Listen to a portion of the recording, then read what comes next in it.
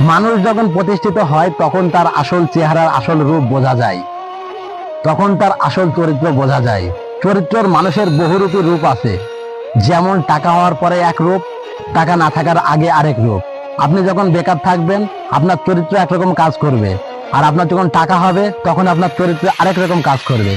আপনার মনে লাগবে যে সবসময় ফিলিংস করি, আকাশে উড়ি, মানুষকে হেয় প্রতিপন্ন করি, মানুষকে চড়া জবাব দিই, মানুষকে মারধর করি। কিন্তু যখনই আপনার টাকা থাকবে না তখনই আপনার কোনো কিছু ভালো লাগবে না, আপনার ভয় থাকবে যে আমি এই মানুষটাকে এই কিছু বললে এরকম ঝামেলা হবে, একটা কেস কুচালি হয়ে গেল, আপনি কোথায় থেকে সেই টাকাটা খরচ করবেন। কিন্তু যখনই আপনার টাকা হবে তখন সব দিকের চরিত্র আপনার চেঞ্জ হবে। নারী কেলেঙ্কারিতে জড়িয়ে যাবেন, আপনি রাজনীতিতে জড়িয়ে যাবেন, মানুষের কাছ থেকে আপনি ভালোবাসা পাবেন না, মানুষকে গালাগালি করবেন, সব সময় মানুষকে কষ্ট দিয়ে থাকবেন, এবং আপনি হবেন এলাকার পীর।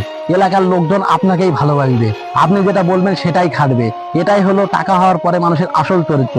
আর টাকা হওয়ার আগে মানুষের আসল চরিত্র কখনোই দেখা যায় না, সেটা মানুষের সাময়িক চরিত্র।